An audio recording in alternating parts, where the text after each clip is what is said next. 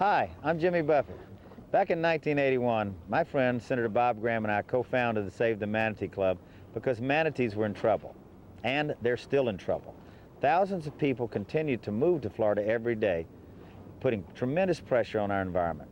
Save the Manatee Club has its roots in community outreach and education. Now more than ever, it's important to build community partnerships with boaters, fishermen, and all of us who love our waterways to help secure a safe future for our aquatic friends. Protecting these wonderful marine mammals is a real barometer of how committed we are to preserving our quality of life in Florida. Keeping our manatees alive and thriving is a big job, and we need your help to make it happen. I hope the video you're about to see will inspire you to join the effort to save the manatee. Thank you.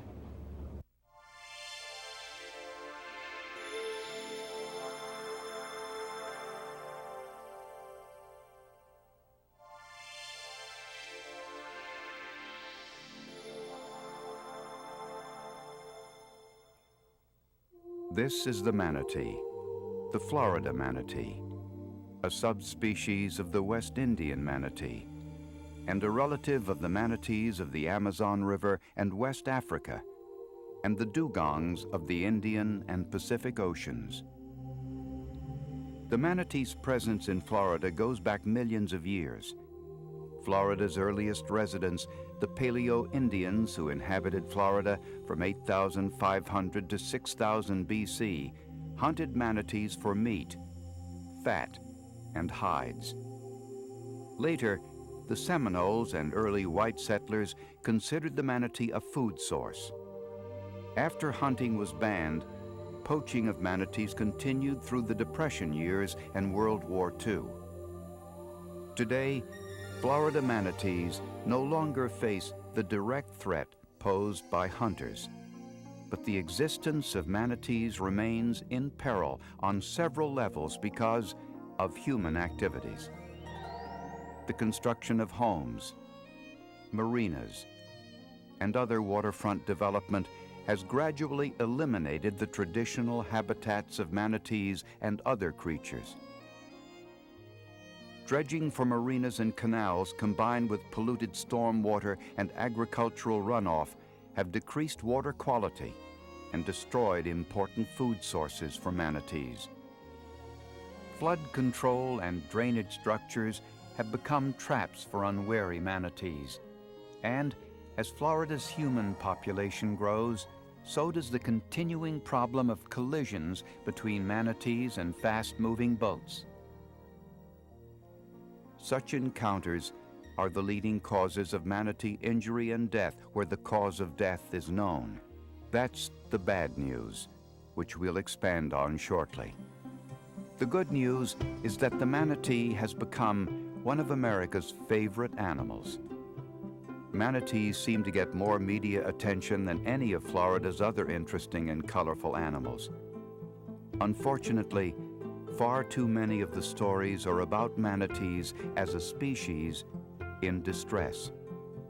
However, the stories have helped focus the public's attention on the plight of manatees, and the heightened awareness has not been lost on lawmakers and regulatory agencies. The manatee has become so popular in Florida that festivals have sprung up in the animal's honor. Thousands of people turn out in places such as Crystal River and Apollo Beach on Tampa Bay. Many lured by the manatee paintings, photographs, and sculptures. Manatees may well have displaced most Florida birds, fish, and animals as art subjects. In recent years, manatee research has increased dramatically, making the manatee one of the most studied animals on Earth. The results of the research can be seen today in vastly improved rescue and treatment procedures for sick and injured manatees, investigation of habitat use and migratory patterns, the development of site-specific boat speed zones for manatee protection, the creation of manatee sanctuaries, and the release and tracking of rehabilitated animals. It all boils down to this: a species can't be helped without a substantial body of knowledge. By now, some of you might be asking, what the heck is this manatee animal anyway? The manatee, sometimes called a sea cow, is a large, gray, aquatic mammal with a whale-like body that tapers to a flat paddle-shaped tail. The tail is used for propulsion. Manatees are generally slow-moving creatures, moving at 3 to 5 miles an hour. But when playing or escaping danger, the powerful tail can produce a short burst of speed of up to 20 miles per hour. Despite their bulk, manatees are surprisingly agile when they engage in underwater acrobatics. Manatees have 2 forelimbs called flippers with 3 or 4 nails on each. When swimming, the flippers are used like rudders for steering.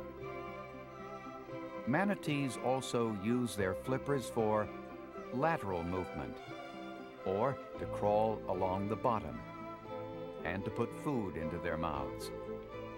The manatee is a mammal, so a prominent feature of its wrinkled, walrus-like face is its nostrils containing flaps that open when the animal pokes its nose above water to breathe. The manatee's snout contains visible whiskers. Elsewhere across its finely wrinkled skin, hairs are sparse. Incidentally, the manatee's skin is continually sloughed off, which rids it of a buildup of algae and other growth, even barnacles. It is not unusual to find fish feeding off the skin of resting or feeding manatees.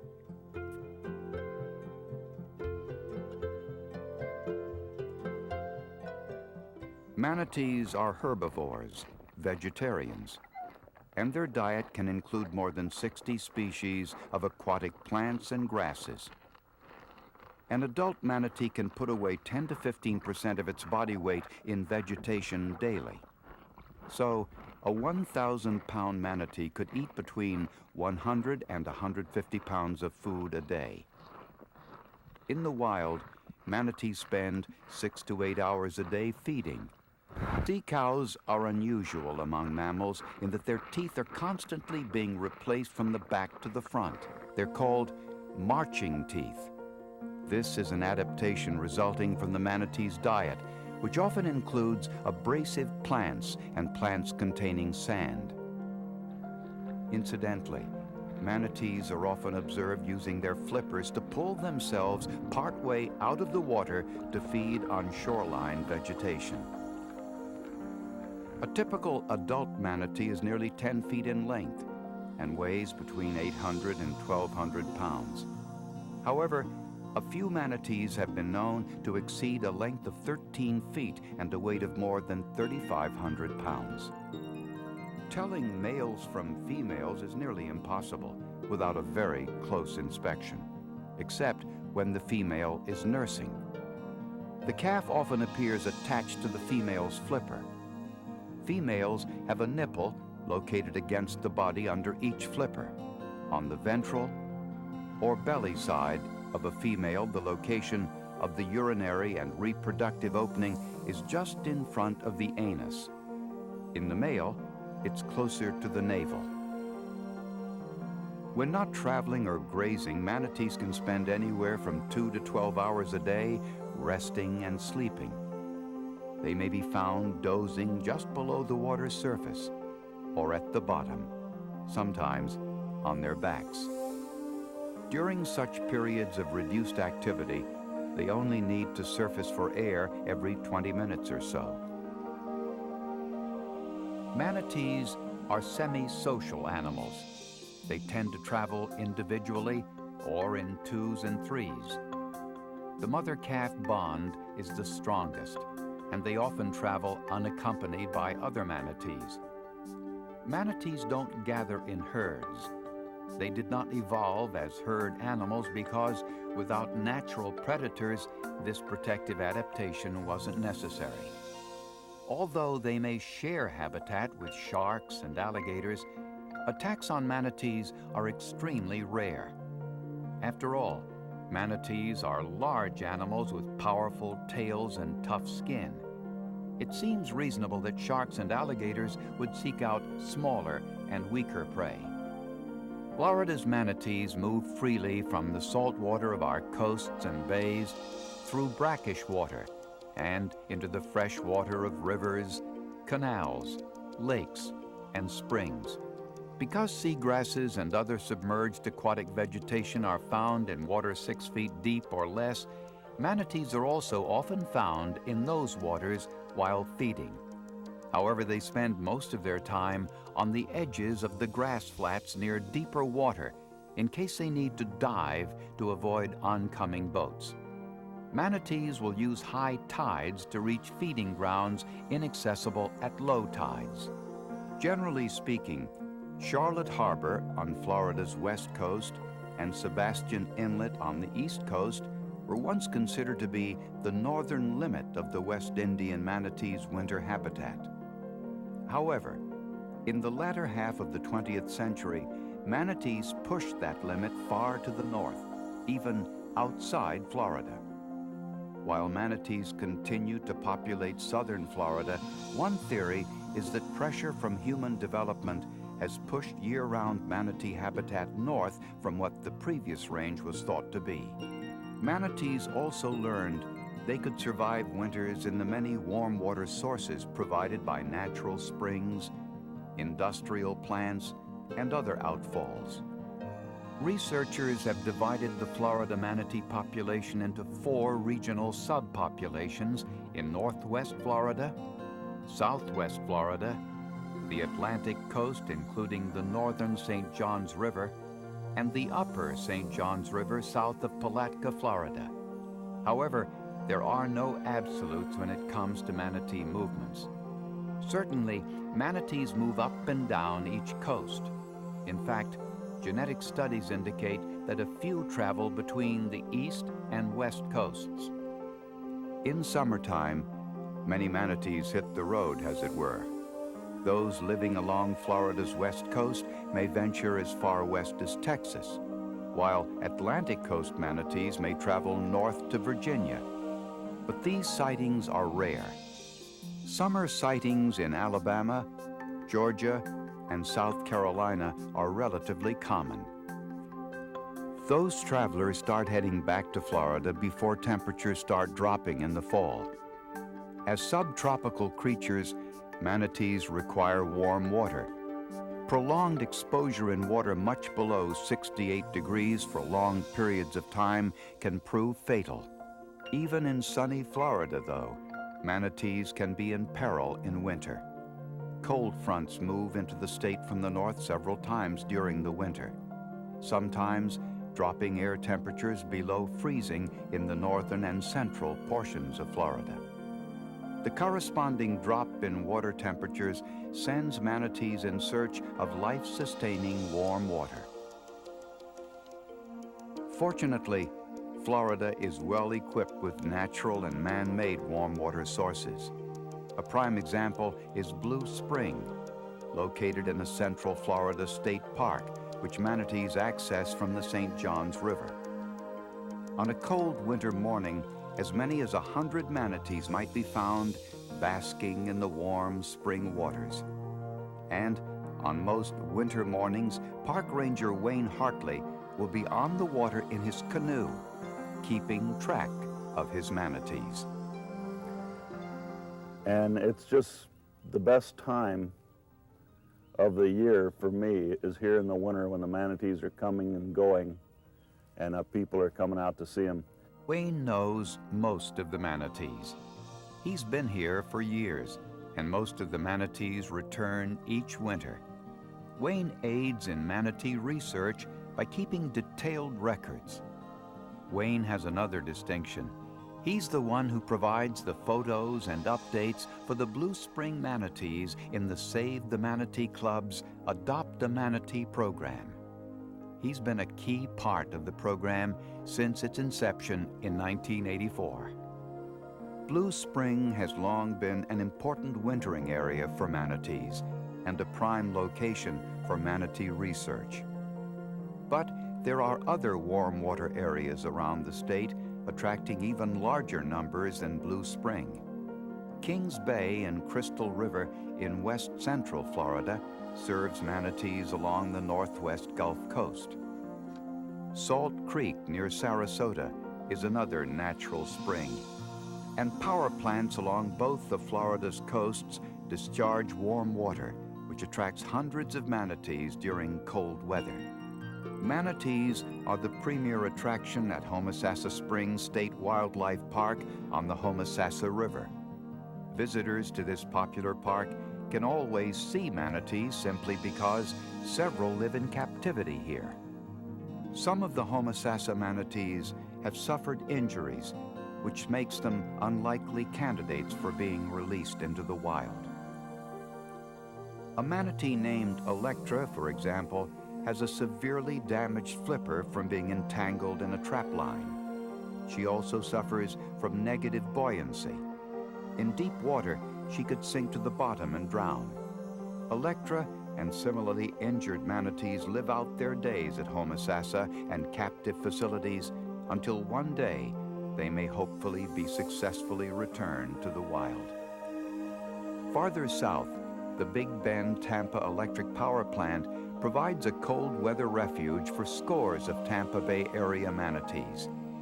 The Tico plant is one of the most important manatee wintering areas in all of Florida. Manatees may be observed close up from our observation platform.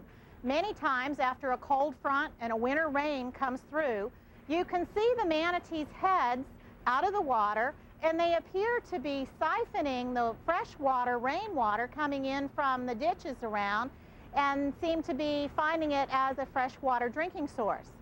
Since the manatees have expended considerable energy fleeing the cold water, they take advantage of the refuge to get some rest. So many slumbering giants lazing a bright winter day away. The comfortable viewing area provided by the plant is open only during the winter months when the manatees are in residence.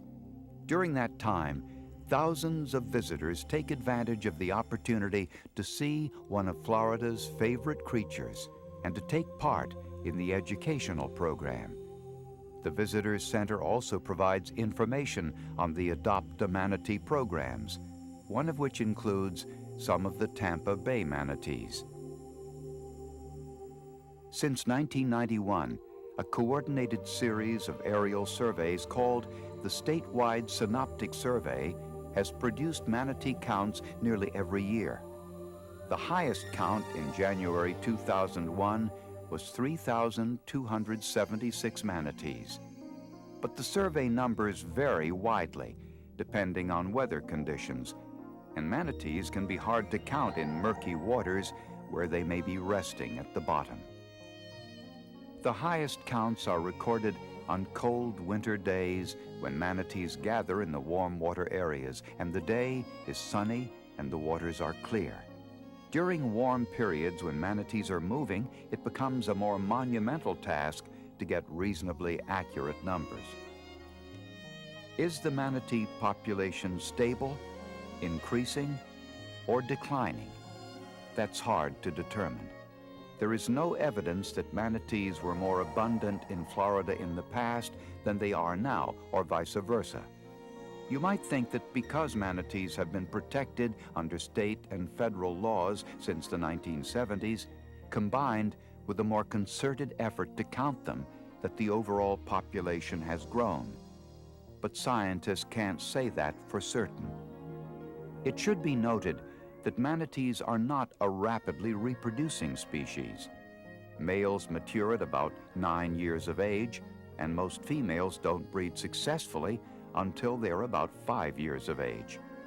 The gestation period is about a year, and the interval between births ranges between 2 and 5 years.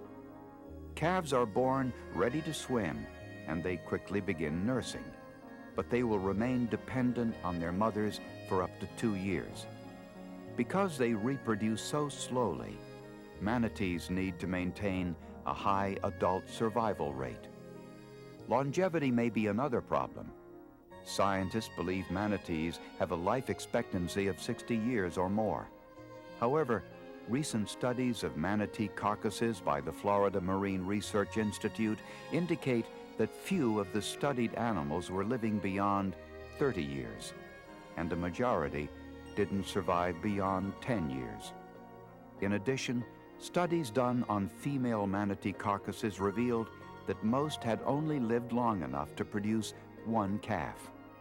Those factors certainly don't bode well for a species which adapts very slowly to changing situations and unnatural stress. Since the 1970s, manatees have been under the protection of the Federal Marine Mammal Protection Act and the Endangered Species Act. In 1978, the Florida legislature passed the Florida Manatee Sanctuary Act, declaring the entire state as a manatee sanctuary. There are boating speed zones and no boating or sanctuary areas frequented by manatees. In spite of that, increasing threats make the manatee's future uncertain. Over the years, researchers have attempted to identify and quantify manatee distribution, population size, and causes of mortality in order to understand manatees and the threats to their survival. Since 1974, government agencies have routinely recovered the bodies of dead manatees for necropsies or post-mortem exams in an effort to pinpoint the causes of death, identify threats to manatees, and implement better management strategies for manatee protection. In any species, natural deaths are to be expected. Natural manatee deaths result from cold stress, pneumonia, gastrointestinal disease, and other ailments. Red tide has also claimed a number of manatees over the years. Red tide is the name given to blooms of microscopic organisms. The blooms produce a toxic aerosol layer just above the water's surface, which can kill manatees. 150 died in a single red tide outbreak in southwest Florida in 1996. Theoretically, the manatee species should be able to overcome the losses from natural deaths except for another factor, the human factor. More than 50 years of non-stop and often uncontrolled growth have taken a toll on manatee habitat throughout Florida. Marinas and other boating facilities now stand in areas that once were wild and home to manatees and many other species. Traditional feeding areas were destroyed or degraded by dredging and filling and stormwater and chemical runoff. Florida has long been considered a wonderland for boating enthusiasts. More people, more boats, and therein lies one of the greatest threats to manatee preservation. Slow-moving manatees and speeding boats simply do not mix. Manatees have died from blunt trauma, from being slashed by propellers, and from being crushed by large boats and barges. Since 1974, well over 1,000 manatees have died as a result of encounters with boats. Even more manatees have been injured. Many are even identified by the pattern of propeller scars on their backs and tails. Manatee boat collisions take place throughout the year and occur for varying reasons. For example, manatees may be susceptible to boat collisions while mating. We mentioned earlier that manatees usually don't travel in herds. A notable exception is when a female is in heat and a number of males are in pursuit. This is a home video taken at Merritt Island in Brevard County, where a mating frenzy was taking place off the beach in water no more than 2 feet deep. Several males were all vying for the affections of a single female. Manatees in a mating herd may not be as aware of their surroundings or as aware of approaching vessels, putting them at risk for a deadly collision. Many manatees have died as a result of being trapped in flood control structures and canal locks. Additional deaths are attributed to other human factors such as ingesting fishing line, hooks, plastic bags, and other trash, or entanglement in crab trap lines and fishing nets. Historically, most dangerous areas of the state for manatees have been Brevard County in central Florida on the Atlantic coast and Lee County on the southwest Gulf Coast. However, manatee mortality has been on the rise in several other areas of Florida. Researchers have determined that nearly all of the Florida East Coast manatees pass through Brevard County's Banana River during their annual migrations.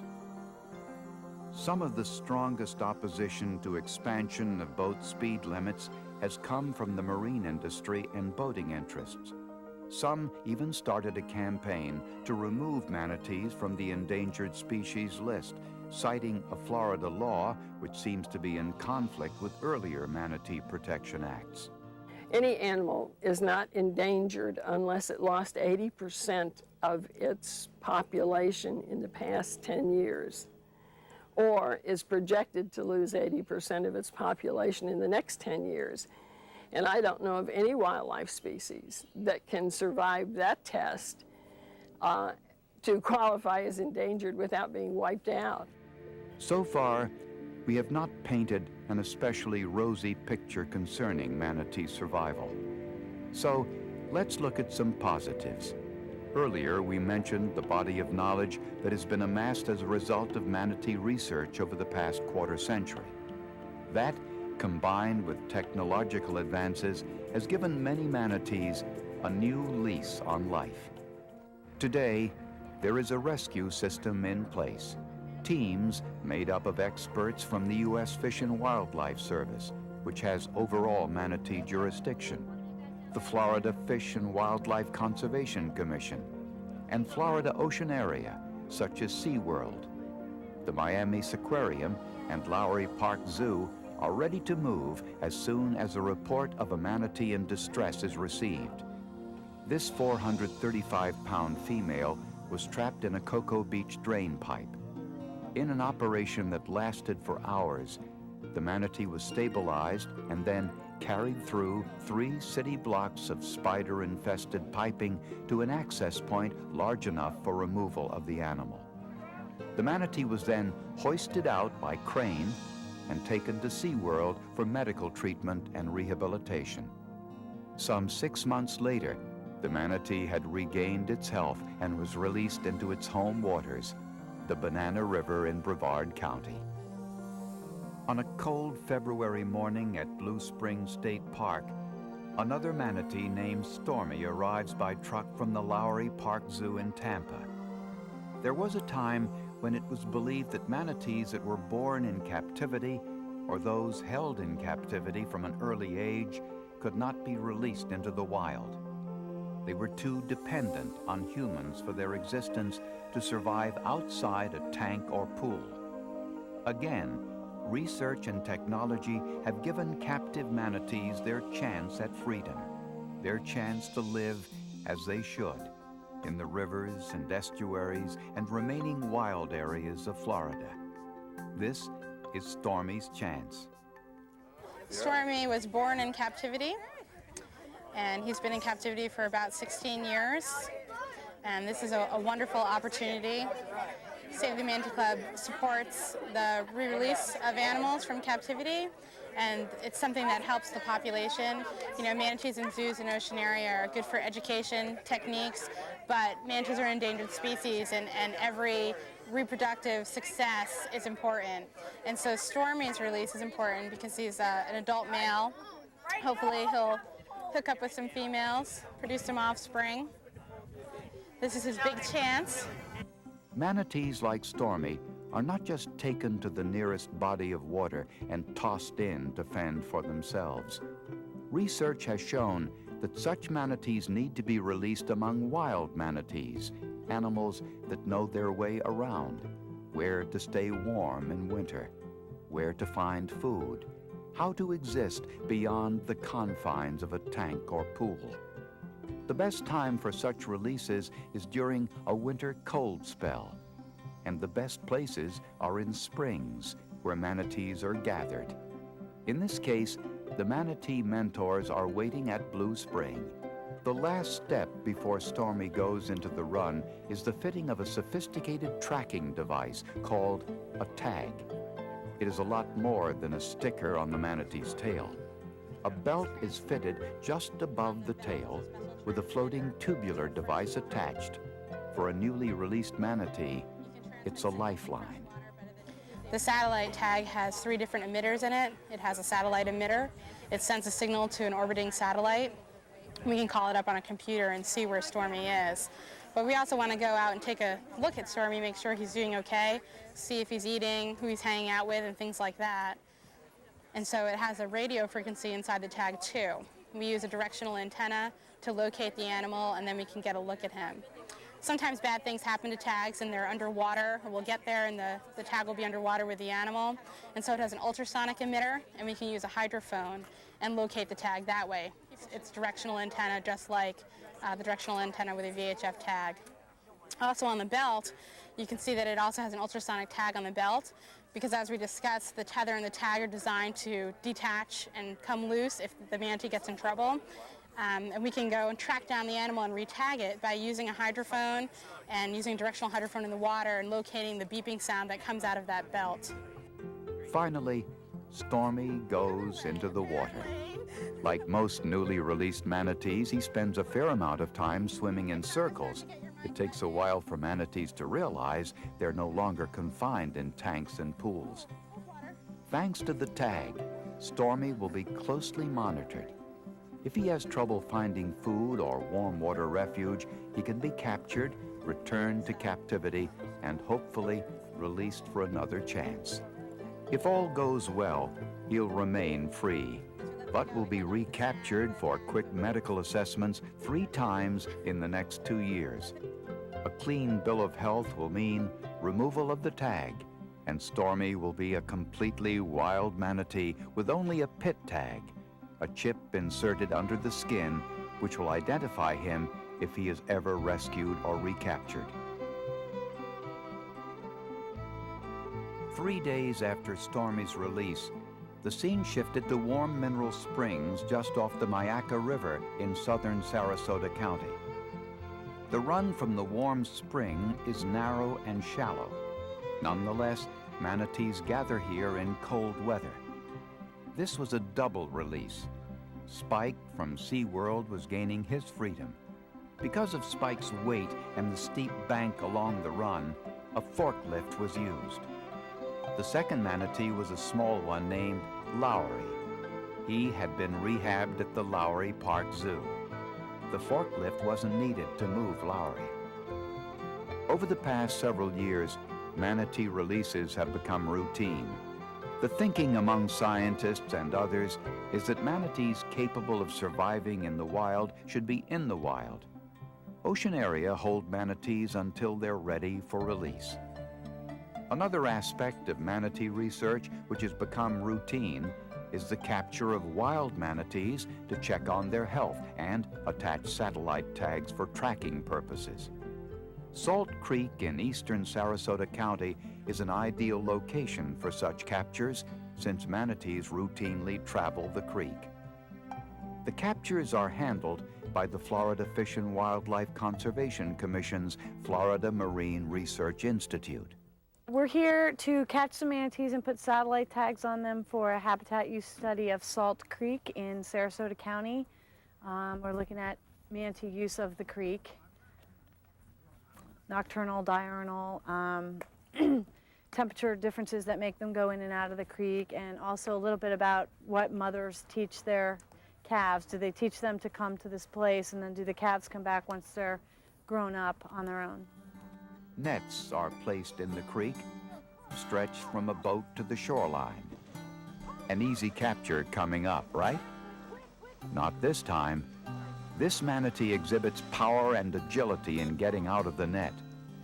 Many of these manatees are wary of humans, not the curious sort that readily approach boats and swimmers. Observers watching the creek sound a warning. Manatee approaching. This time, the manatee does not get away, although it puts up a good fight. The manatee is visually identified as one called White Dot, a familiar animal. After being removed from the water, the team goes into research mode, taking measurements and blood and tissue samples, generally appraising White Dot's growth and state of health. Then, a big surprise. The pit tag scanner reveals this manatee is not White Dot. Tamari! So here, it's Tamari? Oh! Yeah, I need to get a picture of Tom's face because... MIA. That's huge! MIA. Since this is Tamari, the one of the baby of the... This manatee's been missing since it went offline. With your White Dot! Like 10 years from Valentine's. She would have a Valentine and Graham, right? Obviously, finding a manatee that had been missing for years was an exciting moment for all of those who track manatees. We were able to identify Tamari, somebody who we hadn't seen in several years, and she had been living a secret life as White Dot, actually. And we identified her by her pit tags, not by her scars. She didn't have any freeze brands. She had lost her belt and tag, and so all that was left were these subcutaneous pit tags. And we scanned her, we looked up the number in a database, and we determined that it was Tamari, an animal released several years before that we had lost touch with. So we knew now that she was a successful released animal. Checking Tamari's vital stats and state of health takes little more than a half hour. Then it's back into Salt Creek. Lucy Keith releases the tag and bids Tamari goodbye, for now. Not having been in captivity, Tamari does not swim in circles. She immediately heads down the creek, away from all those wacky humans. Another area of the Research Institute is biologist Tom Pitchford's domain. He's about to perform a necropsy on this large adult male which was found dead in Clearwater Harbor. Using his pit tag scanner, Tom identifies the manatee as Tico, a Tampa Bay area manatee named for the Tampa Electric Company power plant, where he had been seen winter after winter. Tico is one of hundreds of manatees which, even in death, have provided critical data for fMRI researchers. Before beginning the necropsy, Tom performs a thorough external examination, which includes marking all the old propeller scars. Photo ID program, we highlight with a grease pencil all the old healed scars on a manatee that might help a researcher identify the manatee. Since we keep track of them by their scars, it's important to photograph them and sketch their location, and that might allow a match. In this case, since we already know this is Tico, we're doing it to compare the rate of acquisition of new scars. The scars reveal 7 encounters with watercraft prior to the latest collision, which caused Tico's death by blunt trauma and a fractured neck.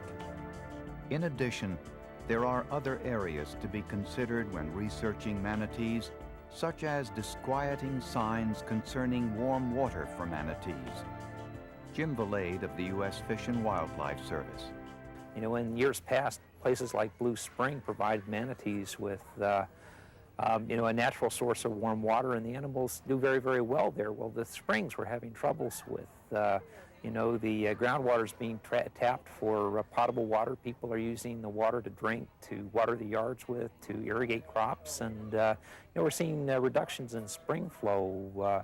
Manatees have also adapted to power plants, and the power plants, almost 60% of the manatees spend the winter at the power plants. And these power plants are pretty unstable. There are a lot of threats to the power industry. We've got deregulation coming down the pike. We've got changes in regs. We've got marketplace economics. We've got a lot of factors that manatees are going to have to contend with. And we know that manatees don't do very well when the warm water is turned off. The possible loss of wintering sites is a concern, as is the red tide threat. What about the manatee which are killed or maimed as a result of collisions with speeding boats? That seems to be the most immediate concern. the easiest problem to solve. After all, we have sanctuaries where power boats are banned, speed zones and no wake zones in areas manatees frequent. So, what's the problem? Why can't the number of manatee boat collisions be drastically reduced? Here's what those working to save the manatee have to say. About 25% of the manatees killed and brought to our lab are killed as a result of collisions with watercraft. The best strategy that we know of for reducing or eliminating these deaths is to slow boats down in areas that are occupied by manatees. People have to do their part to save manatees. It's not just the work of Save the Manatee Club, it's also individuals who, both collectively and individually, can help manatees by obeying signs, by not polluting the waterways. I think that every single person has to help, be responsible, especially boaters have to keep a lookout for manatees, and obeying the signs and slowing down in slow speed zones is just extremely important. They're under the surface of the water and the boat is on the surface of the water. If the boat is not going slow, the manatee doesn't have the opportunity to move out of the way of the boat. So it's really all about slowing your boat down to give the manatee the opportunity to hear the boat and to make some kind of avoidance behavior. That's our look at manatees, Florida's species in peril. We hope you have found this presentation inspirational in the sense that you'll get involved in the effort to save the manatees. There are a multitude of opportunities. At the forefront of the manatee preservation effort is Save the Manatee Club, now 40,000 members strong. Since 1981, the club has been funding research, providing boats and equipment for rescue and release teams, providing public awareness education, and tirelessly working the halls of government for increased manatee protection.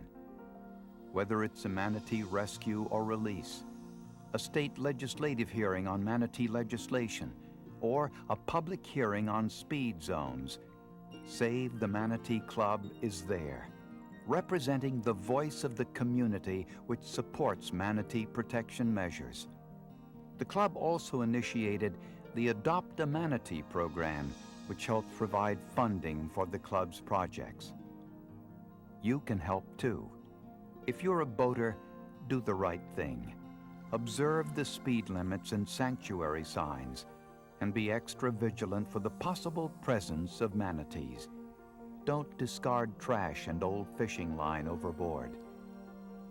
Become a part of the Adopt a Manatee program at Blue Spring, Homosassa, or the Tampa Bay area. There are several levels of financial participation which will help continue Save the Manatee Club's funding of research, rescue, and rehabilitation. The club also welcomes direct donations and bequests. And there are numerous opportunities for interns and volunteers with Save the Manatee Club and other organizations. For more information, contact us at www.savethemanatee.org or call us at 1-800-432-JOIN. Wouldn't you like to look back someday and feel you played a role in preserving this wonderful species?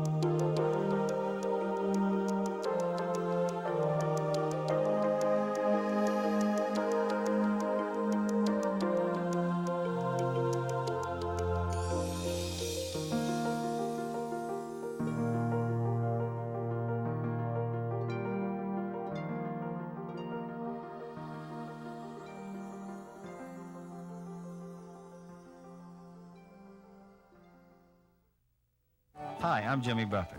How would you like to meet an endangered manatee? You can by joining Save the Manatee Club's Adopt the Manatee program. You can't take them home, but you can get to know your new manatee friend through the photo, biography, and information the club sends to you. And you can read updates on your manatee in the club newsletter. More importantly, your contribution goes to programs that are working to save manatees from extinction. It's easy to help. Call 1-800-432-JOIN.